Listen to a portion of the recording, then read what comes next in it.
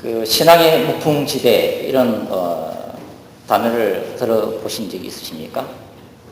외적인 박해도 없고 또 교회 내부에서 이단이 이렇게 판을 치는 그런 문제도 없는, 전혀 고통당할 필요도, 전혀 박해를 당할 필요도, 전혀 신앙 때문에 힘들어할 필요도 없는 신앙의 무풍지대, 바로 그 신앙의 무풍지대가 오늘 본문에서 얘기하는 라오디게아 교회가 처해 있었던 현실이었습니다. 뜨겁지도 아니하고 차갑지도 아니한 미지근한 신앙 때문에 책망을 받았던 교회, 바로 라오디게아 교회입니다. 라오디게아 시 자체가 당시에 그 수질 문제로 좀 힘들었던 도시, 다른 것도 다 좋은데 수질이 좀 나빴어요. 그래서 이 라오디게아 도시는 북쪽에 위치한 히에라폴리, 유명한 당시의 온천장이에요. 그 온천장에서 수로로 통해서 이 식수를 공급을 받았습니다. 또 하나의 이 식수원이 뭐냐면 남쪽에 위치해 있는 골로세 지방이에요. 그 골로세 지방에는 차가운 냉천으로 유명했습니다. 그래서 그 지방에서도 역시 차가운 냉천을 끌어들여서 생활용수로 사용했던 도시가 바로 라오디게아 도시였습니다. 자, 그러다 보니까 어떤 문제가 발생했냐면 뜨거운 온천과 냉천을 끌어들이면서 라오디게아 도시에 그 물이 이를 때쯤이면 이제 미지근해진다는 게 이제 문제가 발생합니다. 미지근해진다. 바로 이러한 라오디게아 도시가 처해 있었던 1세기 당시의 도시적 상황이 오늘 예수님이 라오디게아 교회에 책망하시는 라오디게아 교회의 영적 상태와 정확하게 일치되고 있다 하는 것을 우리가 알 수가 있습니다. 영국의 유명한 목사이면서 설교의 황태자로 불렸던 찰스 스펄전 목사님이 이 본문을 가지고 설교할 때 이런 설교를 한 적이 있습니다. 여러분, 나에게 심령이 뜨거운, 그리고 예수 그리스도의 복음에 대해서 진지한 교인 12명만 붙여주십시오. 그러면 저는 그들을 데리고 우리 영국의 어떤 도시든 어떤 시골이든 갈 것입니다. 그리고 그곳에서 그 광야 왔던 땅을, 그 적막한 땅을 뜨거운 예수 그리스도의 복음의 도시로 바꾸어 놓을 것입니다. 그러나 저에게 마음의 절반만 예수 그리스도에게 헌신한 신자들 여러분 전체를 저한테 붙여줘 보십시오. 저는 아무것도 할 수가 없을 것입니다. 제가 무엇을 할 수가 있겠습니까? 열정을 잃어버린 사람들, 그런 사람들은 다른 사람의 열정과 예수 그리스도를 향한 헌신을 뒤로 잡아당기는 장애물일 따름입니다. 그렇게 이제 설교했어요. 라오디게아 교회는 세상이 두려워하지 않는 교회의 모델이었습니다. 여러분, 라오디게아 교회들이 자신들의 신앙을 평가를 해요. 자신들의 신앙을 평가를 하는데, 셀프 진단을 하는데, 그 진단이 뭐냐면 오늘 요한계시록 3장 그 17절에 있는 말씀이에요. 자, 17절 한번 보세요. 요한계시록 3장 17절. 자, 같이 한번 한 목소리를 읽겠습니다. 큰 소리로 시작. 내가 말하기를 나는 부자라 부유하여 부족한 것이 없다 하나 내 공부한 것과 가련한 것과 가난한 것과 눈먼 것과 벌거벗은 것을 알지 못하도다. 내가 말하기를 뭐라고 고백해요? 나는 부자라 부유하여 부족한 것이 없다. 이게 라오디게아 교인들이 자기 자신들의 신앙을 평가했던 보고서에 적혀있는 말씀이에요. 자기들이 그렇게 평가를 했다는 것입니다. 저는 이 라오디게아 교인들의 그 신앙평가서를 읽을 때 저는 시편 23편 1절이 떠오릅니다. 여호와는 나의 목자시니 내가 부족함이 없을도다. 다윗의 시편이에요. 목동 생활을 경험했던 다윗이 그 목자 생활하면서, 목동 생활하면서 정말 하나님이 자신을 지켜주지 않으면, 자신과 양떼들을 지켜주지 않으면 너무나 어려움이 많았다는 것입니다. 그리고 그의 인생의 대부분을 보내고 난 후에 바로 이 시편을 고백하면서 여호와는 나의 목자시니 내가 부족함이 없으리로다. 하나님만이 나의 공급처 되십니다. 하나님만이 내 인생의 모든 것을 행하셨습니다. 그러므로 하나님만이 나의 목자심으로 오직 하나님만이 내 인생에서 영광 받으실 분이십니다. 그런 고백이에요. 자, 그러면 라오디게아 교회의 자기 평가서, 나는 부자라 부유하여 부족한 것이 없다. 이 고백과 뭐가 틀려요? 여러분, 라오디게아 교인들의 신앙 자기 평가서는 부와 재물을 숭배하는 세속적 영성의 표현이에요. 반면에 다윗이 고백했던 이 시편 23편 1편은 정말 하나님만을 추구하고 하나님만을 의지하고 하나님만을 사랑하는 복음적 영성에서 나오는 믿음의 선언이다. 그렇게 이제 볼 수가 있다고 하는 것입니다.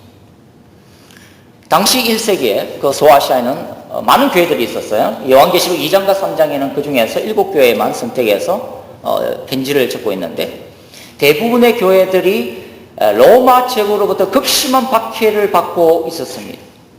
그러나 라오디게아 교회는 그런 고난의 흔적이 보이질 않아요.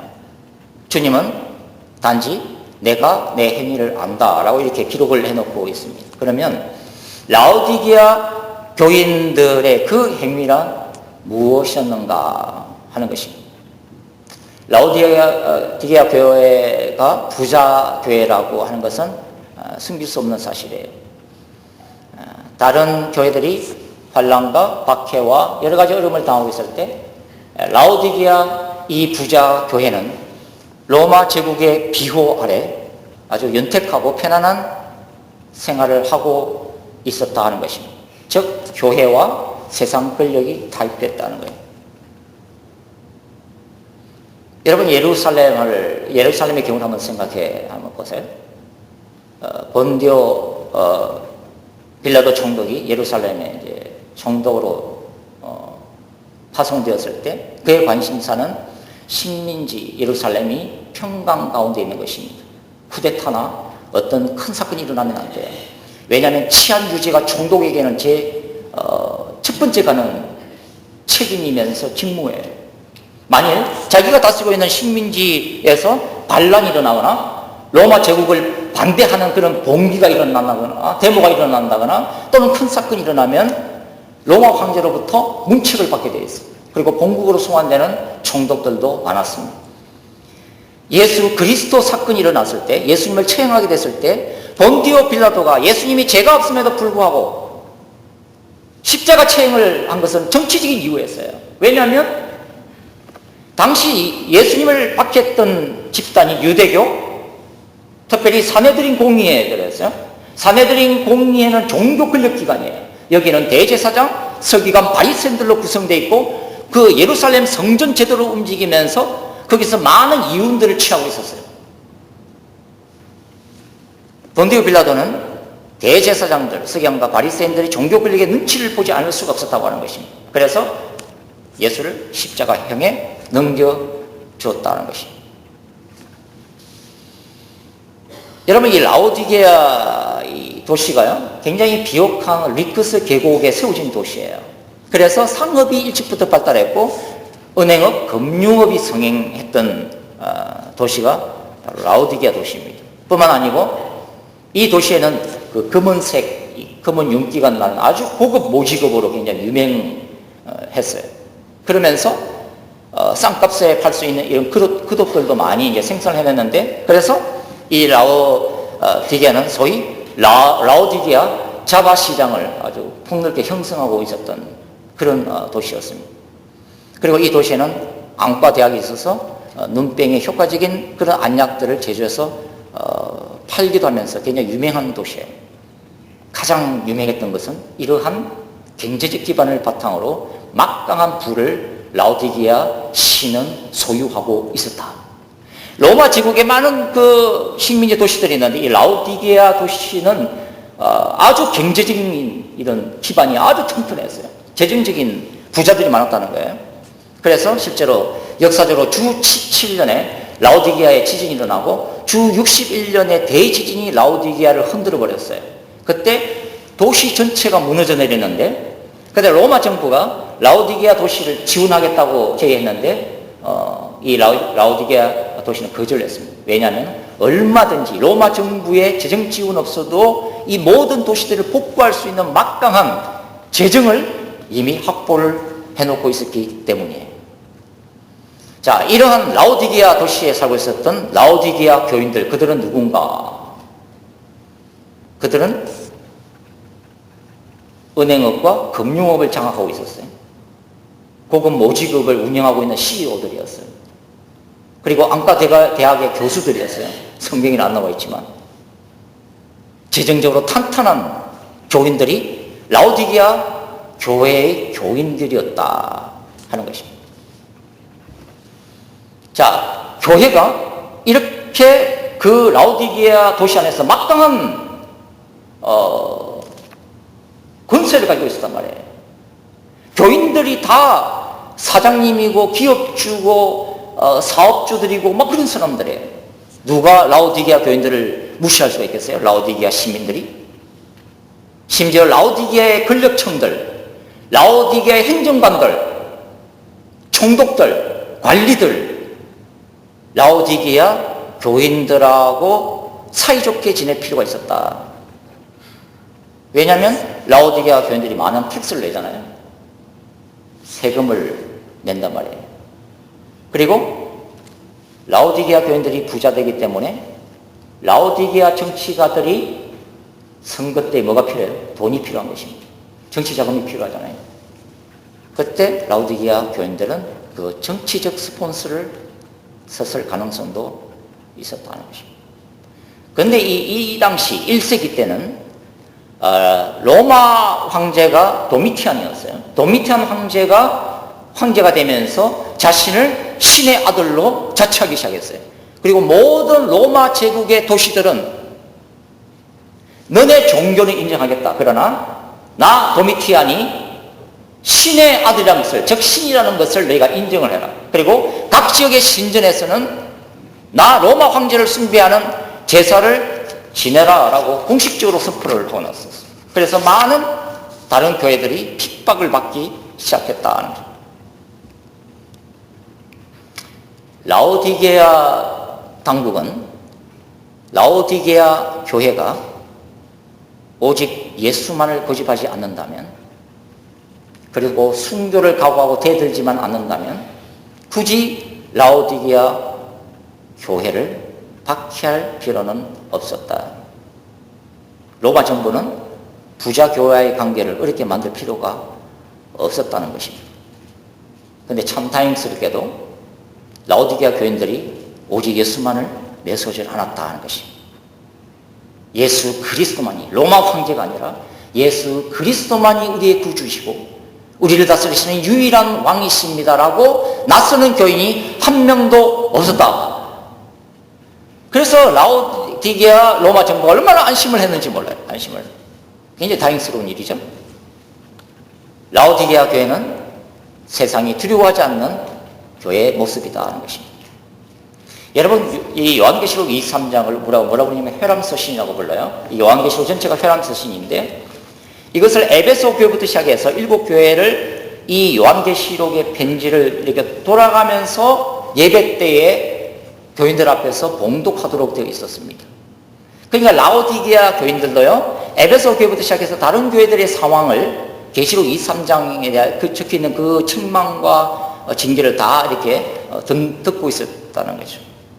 그럴 때 라오디게아 교인들이 두 개의 교회, 그 중에서도 두 개의 교회에 좀 충격을 받았으리라고 생각됩니다. 첫 번째 교회가 스무나, 두 번째가 버가모 교회예요. 왜냐하면 스무나 교회는 7교회 중에서도 찢어지게 가난한 교회예요.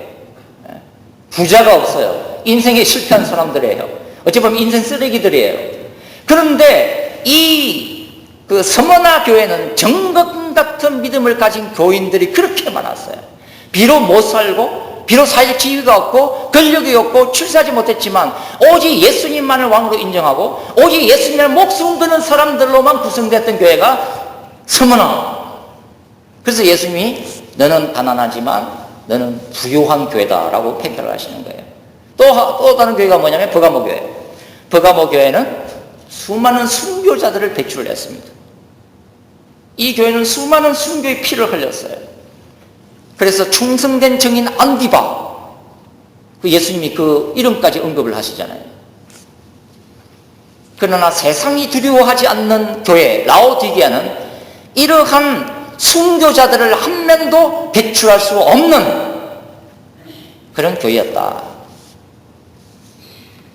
예수님이 이 라오디게아 교회에 편지하면서 자신을 어떻게 소개를 하고 있는가를 보십시오. 자, 14절. 요한계시록 3장 14절. 한 목소리로 같이 읽겠습니다. 요한계시록 3장 14절 큰 소리로 시작. 라오디게아 교회의 사자에게 편지하기를 아멘이시요 충성되고 참된 정인이시요 하나님의 창조의 근본이신 이가 가라사대. 자, 여기 보면요, 예수님이 두 가지로 크게 자기를 소개해요. 내가 진실로 진실로 말하노니 충성되고 참된 정인이 나 예수다. 그리고 두 번째, 하나님의 창조의 근본이신 이가 나 예수다. 왜 예수님이 유독 라오디게아 교회에 자신을 충성되고 참된 정인이라고 불렀을까요? 정인, 마터, 순교자를 의미해요. 예수님은 지상에 계실 때 자신의 영광을 구한 적이 없어요. 예수님은 자신의 이름을 드러내려고 한 적이 없어요. 예수님은 오직 하늘 아버지의 영광만을 드러냅니다. 어떤 순간에도 하늘 아버지를 얘기해요. 그게 요한복음이에요. 나는 아버지께서 내게 명하시고 아버지께서 말씀하신 것만 나는 말한다. 나는 아무것도 아니요. 나는 하늘 아버지가 보내신 그 사명을 감당하기 위해서만 왔다. 나는 하늘 아버지의 증인이다. 나는 하늘 아버지의 증인이다. 그래서 십자가에 돌아가시는 거예요. 라오디게아 교인들이 도미티안 황제를 로마의 신으로 인정하면서 정작 하늘과 땅의 모든 권세를 가지신 예수 그리스도를 유일한 구원자로 왕으로 섭할 수 없었던 거짓 증인으로만 남아있는 그 사실에서 주님이 마음이 아프신 거예요. 그래서 주님이 그 말씀에 나를 봐라. 나는 아버지만을 증거했다. 나는 너네들이 나만을 증거하기를 원한다. 현실과 타협하지 않고 나만을 증거하기를 원한다. 그러면서 창조의 근본이시래요. 하늘과 땅과 그 모든 필요세계를 다 지으셨대요. 예수님의 말씀은 나는 라오디게아 교회를 재창조하고 싶다. 내가 원했던 교회는 이런 교회가 아니다. 나는 내가 영광받는 그런 교회를 다시 만들고 싶다. 그것이 라오디게아 교회다. 너네들이다. 나는 너희들을 다시 만들고 싶다. 재창조하고 싶다.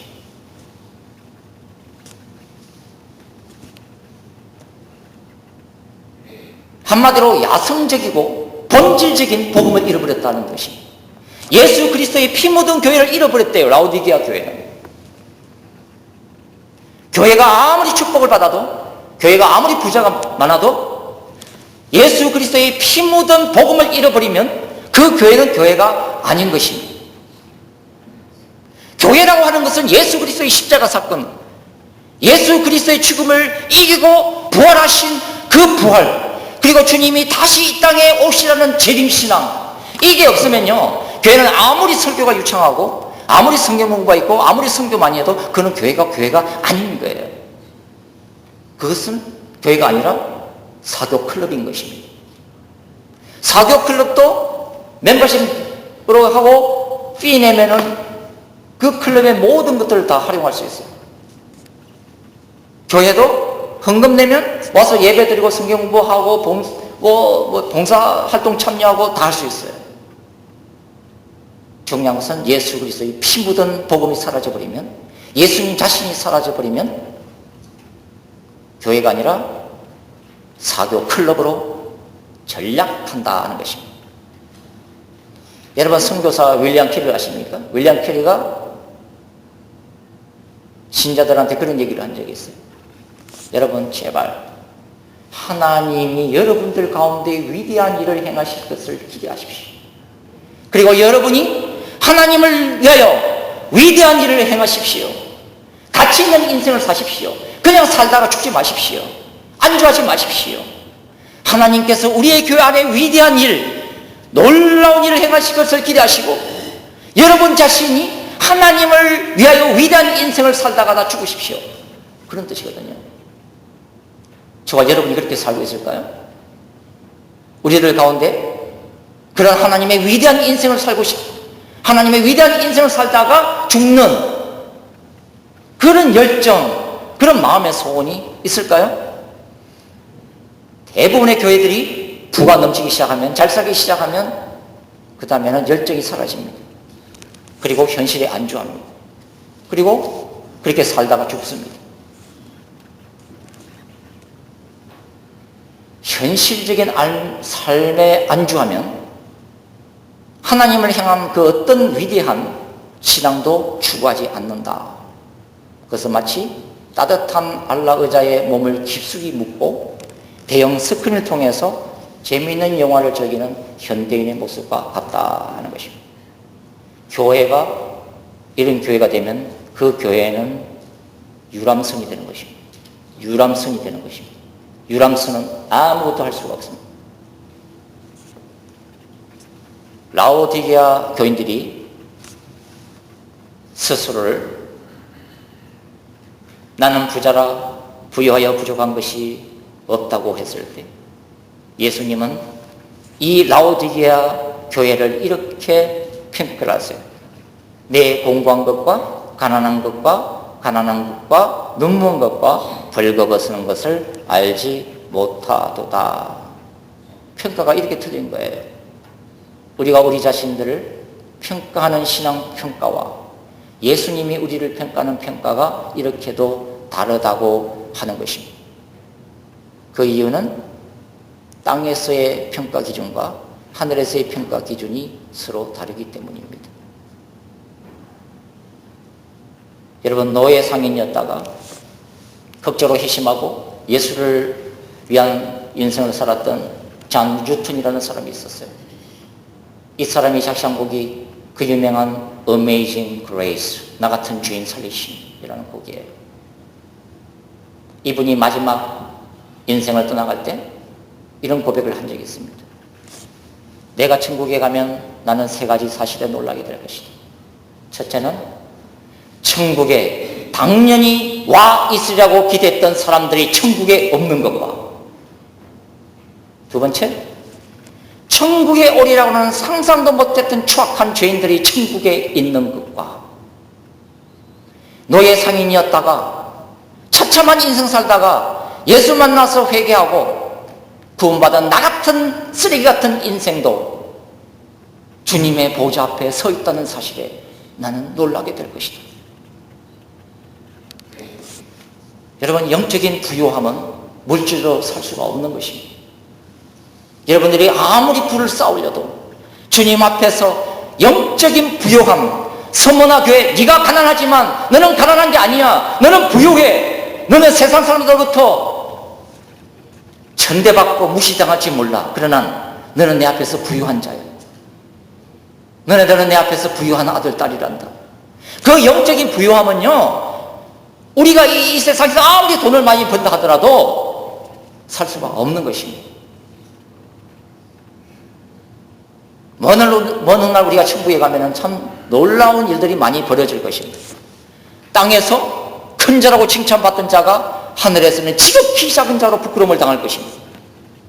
땅에서는요, 사람들한테 무시당하고 인정받지 못한 자가 하나님 앞에서는요, 존귀한 자로 인정받게 된다. 그는 세상에서 뭘 하고 얼마나 잘 살고 얼마나 큰 권력을 가지고 관계없어요. 비록 가난하고 헐벗고 굶주려도 정금 같은 믿음으로 예수님을 지극히 사랑한 그분의 거룩한 신자가, 그분의 거룩한 신부가 죽고 나면 천국에서 천사들로부터 흠모함을 받고 주님의 보좌에서 지극히 큰 자라고 인정받게 되는 것입니다. 우리가 생각하는 그 판단이 아니라니까요. 천국에서는 엄청난 일들이 천국에서는 벌어진다고 하는 것입니다. 미적인한 그 신앙을 가진 이 라오디게아 교인들을 향해서 주님은 어떻게 말씀하세요? 내가 토하여 내치리라. 내가 토하여 내치리라. 이게 무슨 말씀이에요? 여러분, 음식물을 먹어서 왜 토합니까? 그 음식물을 우리의 몸이 생리학적으로 받아들일 수 없기 때문에 토하는 거 아니에요? 그 음식물이 도저히 우리 몸에 피와 살이 안 되기 때문에, 소화할 수 없는 물건이기 때문에, 물질이기 때문에 우리 몸이 그냥 자동적으로 자기 방어 시스템에 의해서 토하게 되는 거잖아요. 그러면 주님이 내가 너를 토하여 내칠했을 때 이 토하여 내칠하는 말씀이 도대체 무슨 말씀이에요? 교인들 보고 버리시겠다는 겁니다. 버리시겠다는 거군요. 강력한 회개를 촉구하는 말씀이에요. 여러분, 예수를 믿어 구원을 받은 것은 시작일 뿐입니다. 내가 예수를, 내 죄를 용서해 주신 구원자로 내가 예수를 받아들인 것은 시작일 뿐이에요. 그것은 완성을 향해 걸어가는 과정일 뿐입니다. 구원은 이미 얻었지만 구원이 완성된 것은 아니에요. 그러나 많은 사람들이 예수 믿고 구원받은 것을 천국 가는 것으로 착각해요. 내가 예수 믿었다는 것이 천국 티켓을 확보한 것이 아니다. 내가 어떻게 살아도, 내가 어떻게 죄지어도 내 구원은 확보된 것이다. 그게 아니라니까요.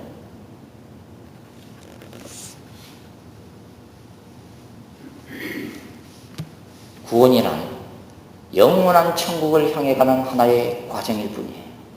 그 과정에는 우리 속에 있는 죄와 싸워야 되고, 날마다 자아를 십자가에 못 박아야 되고, 주님을 향해서 식어진 열정을 다시 불태워야 되고, 내 영광을 구하는 것이 아니라 주님의 영광을 구해야 되고, 내 이름을 드러내는 것이 아니라 내 이름을 짓밟고 주님의 이름만을 드러내려고 몸부림치는 그런 과정이 없이는 절대로 영광스러운 천국에 들어갈 수 없다. 예수께서 라오디게아 교인들의 그 영의 상태를 정확하게 진단하시고 지적을 해주세요. 그리고 치유의 길을 말씀을 해주십니다. 18절 보세요. 요한계시록 3장 18절. 자, 같이 읽겠습니다. 3장 18절 한 목소리 시작. 내가 너를 권하노니 내게서 불로 연단한 금을 사서 부요하게 하고 흰옷을 사서 입어 벌거벗은 수치를 보이지 않게 하고 안약을 사서 눈에 발라 보게 하라. 라오디게아 교회는 주님이 무슨 말씀하셨는지 정확히 알잖아요. 도시적 상황에서 제가 설명을 드리지 않습니까? 라오디게아 부자 교인들은요, 라오디게아 은행에 많은 금들을 저축을 해놨어요. 부자니까. 주님은 너네들이 라오디게아 은행에 예치되어 있는 그 금에 미혹되지 말고 고난을 감수하고 얻어낸 정금 같은 믿음을 내게서 다시 살아. 그런 뜻입니다. 너네들이 매 예배 때마다, 라오디게아 교회 예배 때마다 그 고급 금은 옷을 입고, 라오디게아에서 팔리는 그 금은 옷을 입고 아름다운 옷으로 치장하고 나오는 것에 신경 쓰는 것 이상으로 제발 흰 옷을 사서 입어라. 너희의 죄를 말이야 내 예수 그리스도의 십자가 보혈로 씻고 예수 그리스도의 거룩한 신부로서 행함 있는 믿음으로 구원받기에 합당한 신자로서의 삶이 말하는 흰 옷을 입고 나한테 나와라. 나에게 예배드려라. 그런 뜻이잖아요. 너네들이 눈이 아플 때에 안과대학에 가서 약을 처방해서 육신적인 눈만 고치지 말고 너희가 얼마나 너의 영혼이 초라한지, 너희가 과연 죽었을 때 천국 갈지 지옥 갈지 하나님 앞에서 회개하는 심령으로 나한테 영안을 열어달라고 간구해라. 제발 영안을 열어달라고 간구해라. 그리고 너의 모습들을 직시해라. 그런 뜻이잖아요. 그러면서 예수님이 이 라오디게아 교인들한테 초청장을 보내시는 말씀이 있어요. 자, 20절. 20절과 21절 같이 한번 읽어봅시다. 20절과 21절 시작. 볼지어다 내가 문 밖에 서서 두드리노니 누구든지 내 음성을 듣고 문을 열면 내가 그에게로 들어가 그로 더불어 먹고 그는 나로 더불어 먹으리라. 이기는 그에게는 내가 내 보좌에 함께 앉게 하여 주기를 내가 이기고 아버지 보좌에 함께 앉은 것 같이 하리라. 여러분, 예수님은요 지금 불신자들한테 문을 열어달라고 한 게 아니에요. 이것은 라오디게아 신자들한테 문을 열어달라고 말씀하시는 거예요. 그런데 예수님이 라오디게아 교회 안에 있는 것이 아니라 어디 있어요? 문 밖에 있다는 거 아니에요? 라오디게아 문 밖에서 예배 못 들어오고 계시다고 하는 것입니다. 라오디게아 교회는 매 주일 하나님 앞에서 나와서 예배를 드렸지만 정작 예배당 안에는 예수가 없다. 정작 예배당 안에는 예수가 없다. 예수님은 저 문 밖에 계신다. 참혹한 현실이라고 하는 거죠. 우리가 목사나 신자들이나 착각하는 것 중에 하나가 교인 수만 이렇게 많으면 몇만 명이 모이면 그리고 파이프 오르간이 울려 퍼지면 그 빵빵한 찬양단이 성령의 기름 부으심을 가지고 찬양하기 시작하면 목사가 유창하게 설교하고 은혜 받게 하면 그 안에 성령의 역사가 신다고 생각하는 거예요. 왜? 교회가 부흥되니까. 그런데 아니다 하는 것입니다. 그건 착각이다 하는 것입니다. 수많은 대형교회 문 밖에 예수님은 계신다.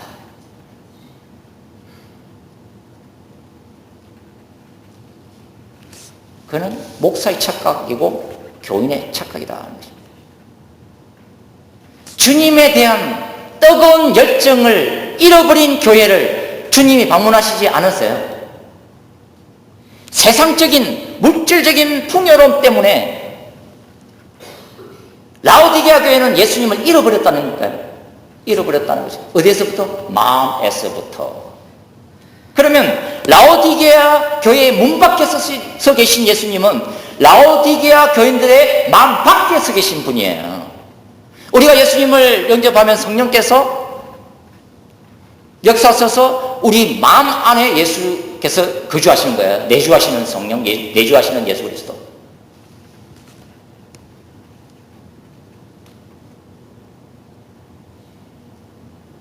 많은 교인들의 경우에 예수님이 그 마음 문 밖에 서 계신다.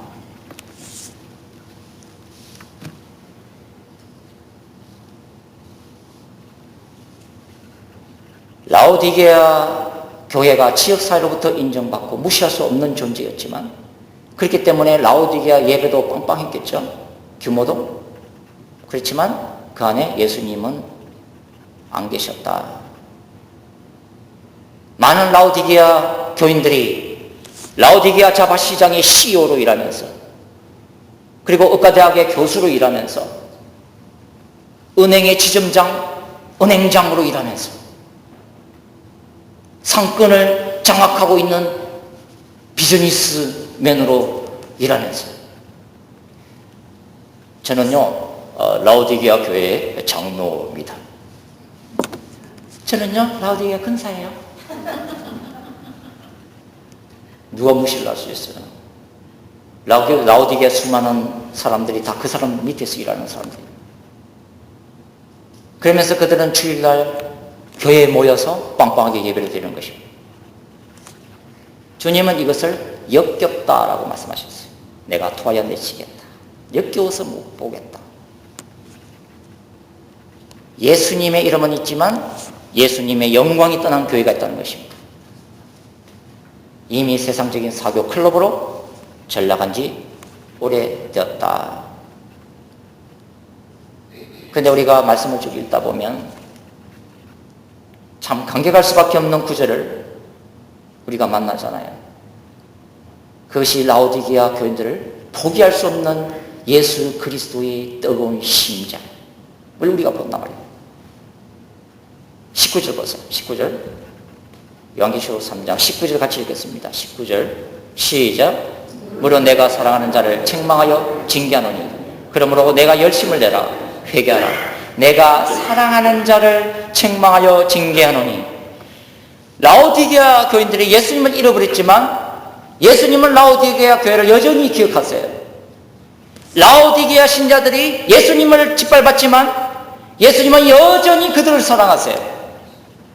우리가 연약하고 넘어질 수도 있고, 우리에게 열정이 떠날 수도 있고, 우리의 신앙이 땅에 칠박힐 수도 있고, 자빠지고 넘어질 수도 있지만, 그러나 우리가 말씀을 통해서 받는 것은 주님이 우리를 절대로 포기하지 않으시기 때문에, 여전히 주님이 우리를 사랑하시기 때문에, 여전히 그분의 핏값을 줘서 사신 거룩한 신부이기 때문에 끝까지 포기하지 않고 회개를 촉구하는 거예요. 왜냐하면 회개만이 살 길이기 때문에, 회개하면 살 수 있기 때문에, 회개하면 얼마든지 성령이 역사하는 교회가 될 수가 있고, 회개해서 우리가 주님을 다시 받아들이면 주님의 영광이 다시 찾아올 수 있기 때문에 주님은 우리를 포기하지 아니하신다.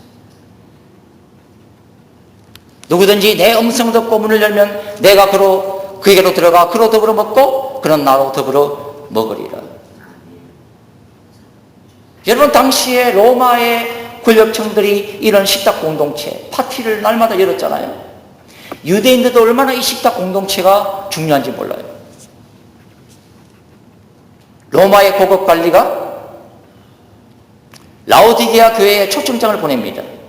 존경하는 라오디게아 담임 목사님 및 당회 여러분께, 그러면서 이번에 지역사회를 위해서 많은 봉사를 해주신 여러분 전원을 라오디게아 총독의 관저로 이번 주말에 초청합니다. 얼마나 영광이겠어요. 당시로 보면 만왕의 왕 되신 예수님이 그분의 잃어버린 라오디게아 신자들에게 초청장을 보내십니다. 누구든지 내 음성을 듣고 문을 열면 내가 그로 들어가 그로 더불어 먹고 그는 나로 더불어 먹으리라.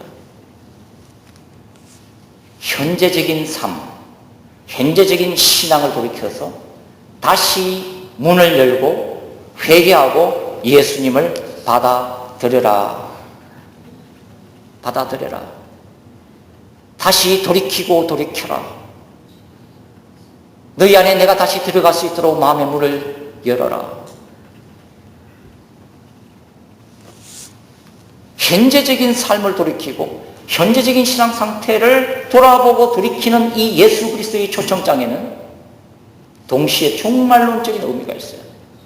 여러분들이 요한계시록 읽어보시면 1장부터 쭉 읽어보시면 요한계시록의 핵심적인 메시지가 뭐예요? 예수 그리스도의 재림이에요. 깨어서 그분을 영접할 준비를 해라. 삶 속에서 이겨라. 그분이 다시 오십니다. 요한계시록 1장 10절 말씀 보시면 요한은 이렇게 기록해놓고 있잖아요. 볼지어다 구름을 타고 오시리라. 각인의 눈이 보겠고 그를 찌른 자들도 볼 터이요 땅에 있는 모든 족속이 그를 인하여 애곡하리라. 그러하리라. 아멘. 예수님이 오신대요. 예수님이 반드시 재림을 하신대요. 우리는 그 재림의 징조를 지금 읽고 있는 것입니다. 마지막 때를 사는 사람들이에요. 예수님이 오시면, 그분이 구름을 타고 오시면, 영광 중에 오시면, 천사장의 나팔소리가 울려 퍼지면 그분을 믿은 수많은 신자들이 공주에서 그분을 영접하는 역사가 일어나요. 그러나 예수 그리스도의 복음을 거부했던 사람들, 예수를 믿었으나 믿지 않는 신앙으로 세상으로 돌아가 버린 사람들은 통곡하며 가슴을 치는 역사가 있다는 것입니다. 주님은 그걸 원치 아니하세요. 예수 그리스도를 알았던 사람들이 예수 그리스도의 재림을 준비하지 못하고 영원한 멸망으로 빠지는 것을 주님이 원치 아니하신다. 예수님이 이 말씀은 결국은 라오디게아 교인들이 그 미지근한 신앙 가운데 뭘 잃어버렸다? 종말론적인 신앙을 잃어버렸다. 재림신앙을 잃어버렸다. 주님의 다시 오심에 대한 기도도 없고 확신도 없고 소망도 잃어버렸기 때문에 이 땅에서 쌓고 누리는 것에만 관심을 가지고 있다는 것입니다. 여러분 한번 보세요. 부자가 되는 것이 죄입니까? 아니잖아요. 그러면 부자가 됐다 해서 다 넘어져요? 아니잖아요. 그러면 왜 넘어져요? 주님이 다시 오실 것이다. 그리고 언젠가 우리는 주님의 심판대 앞에 설 것이다 하는 재림신앙을 잃어버렸기 때문에 부자가 넘어지는 거잖아요. 우리가 재림신앙으로만 무장되어 있으면요, 주님이 주시는 물질, 주님이 주시는 권력, 이런 것들은 뭘 위해 썼어요? 먼저 그의 나라와 그의 의를 위해서 쓸 거잖아요. 왜냐하면 우리가 언젠가나 주님 심판대 앞에 설 건데, 그 앞에서 불꽃 같은 눈으로 바라보시는 그분이 내가 어떻게 신앙생활을 했고 내가 어떤 행동을 했고 그 행동의 동기가 뭔지까지 정확하게 아시는데, 그 심판장께서 우리가 주님 앞에 서는 날을 준비하지 않겠어요? 종말론적인 신앙을 잃어버리기 때문이에요. 주님은 바로 이것을 싸움이라고 말씀하세요.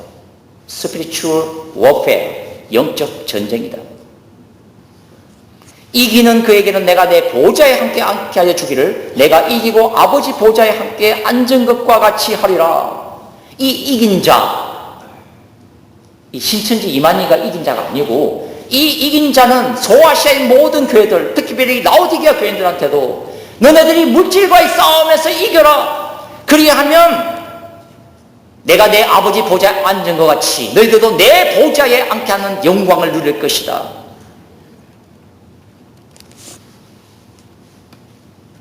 예수님이 이 땅에서 오직 하나님의 영광만을 구하고 하나님의 보좌에 앉은 것처럼, 이 땅에서 예수 그리스도의 영광만을 추구하는 신자들이 먼 훗날 예수 그리스도의 영광스러운 보좌에 함께 앉게 될 것이다 하는 약속이잖아요.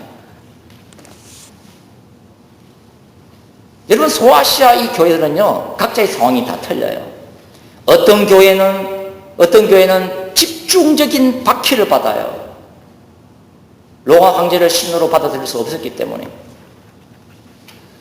어떤 교회는 이단이 들어와서 교회를 갖다가 흐트러 놓는 것입니다. 그러니까 이거 이단하고 싸워야 돼요. 진리를 영분별하고 진리를 지키고 진리를 갖다 외치고 그런 싸움을 해야 되는 것입니다. 또 어떤 교회는 찢어지게 가난한 것입니다.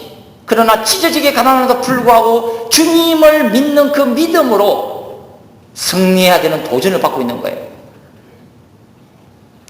모든 교회들이 처한 상황이 다르다는 것입니다. 저와 여러분이 처한 상황도 다르다 하는 것입니다. 어떤 분은 물질하고 지금도 싸워요. 어떤 분은 이승의 유혹으로부터 싸우잖아요. 어떤 분은 자신 문제 때문에 이게 의상이 돼서 싸워야 돼요.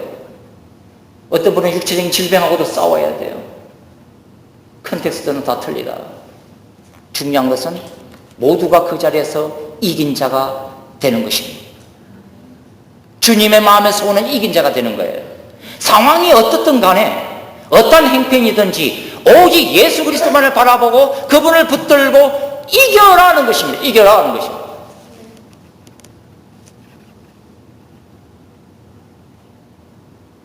여러분, 신앙은 선택이라고 하는 것입니다. 선택.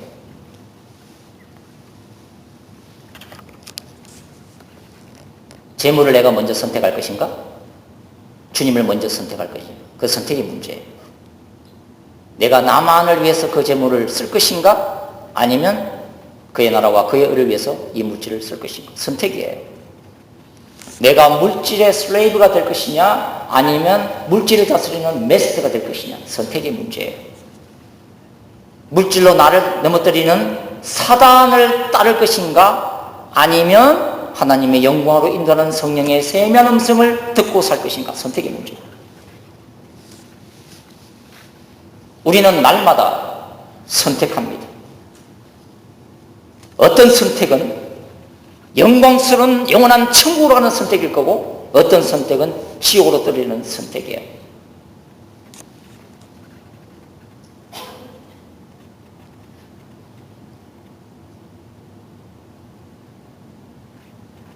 뜨거운 영성을 회복하는 것은 주님의 재림을 기다리는 이 마지막 때의 성도들에게 긴급한 도전 중에 하나입니다. 왜냐하면 우리가 다 주님 앞에 서야 되기 때문에. 여기 계시는 어르신들 중에서 그거 알고 계실 거예요. 땅 따먹기 놀이라는 게 있었어요. 어릴 때 땅 따먹기 놀이. 여기서 이제 40대와 40대 입안이 쫙 갈라지잖아요. 땅 따먹기 게임 몰라요? 하면 40대 밑이에요. 땅 따먹기 게임을 아시면 40대, 50대 이렇게 위에요. 어릴 때 가지고 놀 만한 게 없었기 때문에 돌 가지고 서너 명이 앉아가지고 땅 따먹기 게임 하는데 3번을 튕기는 거예요.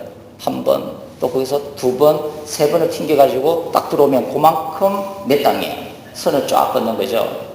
그게 땅 따먹기 게임이잖아요. 그거 굉장히 재밌어요. 오늘 한번 해보세요. 애들이 이 게임을 하면요, 시간 가는 줄 몰라요. 한참 게임을 하다 보면은 해가 이제 서산에 뉘엿뉘엿져요. 자, 해가 지기 시작하면은 각 그 마을의 굴뚝에서 연기가 모락모락 나네요. 저녁을 만드는 거야. 엄마가 저녁을 만들어요. 저녁에 넣는 것도 되고 나면 어둑어둑해진 그 동리 밖에서 땅 따먹기 하는 애들한테 이제 엄마들이 자기 애 이름을 부르면서 막 불러요. 그러면 보십시오. 그때까지 얼마나 많은 땅을 땄던 강장수요. 2 손을 털고 일어나야만 돼요. 이게 우리의 인생이다. 것입니다. 재물을 모으는 게 나쁜 일이겠어요? 아니에요. 재물을 못 모으는 삶이 있는. 그러나 이 땅에서 아무리 많은 돈을 쌓고 아무리 많은 권력을 쌓고 지식을 쌓아도 어느 날 갑자기 하나님이 부르시면 모든 것들을 내려놓고 우리는 가야 돼요. 우리는 언젠가는 주님 앞에 서야 돼요. 그런 인생들을 우리는 살아가고 있는 것입니다. 우리가 주님 앞에 어떻게 서야 할까요? 며칠 전에 영화를 봤어요. 이순신 장군이 나오는 명랑. 그 이순신 장군이 이제 그런 얘기를 하잖아요. 필생적사. 살고자 하면 죽을 것이다. 필사적생. 그러나 죽고자 하는 자는 살 것이다. 이게 사실은요, 성경에 나오는 말씀이에요. 누구든지 제 목숨을 구원하고자 하면 이럴 것이요. 누구든지 나를 위하여 제 목숨을 잃으면 찾으리라. 아멘. 우리가 이 땅에서 살고자 하면 다 죽어요. 그러나 우리가 이 땅에서 죽고자 하면 우리는 살아요. 내 몸, 내 자식, 내 영광, 내 이름만을 드러내려고 살려고 몸부림치는 우리는 생명을 잃어요. 천국 못 들어갈 것입니다. 그러나 나를 죽이고 예수님만을 드러내려고 몸부림치면, 그래서 때로는요 손해도 보고 때로는 눈물도 흘리고 때로는 오해도 사고 때로는 희생하고 때로는 순교하기까지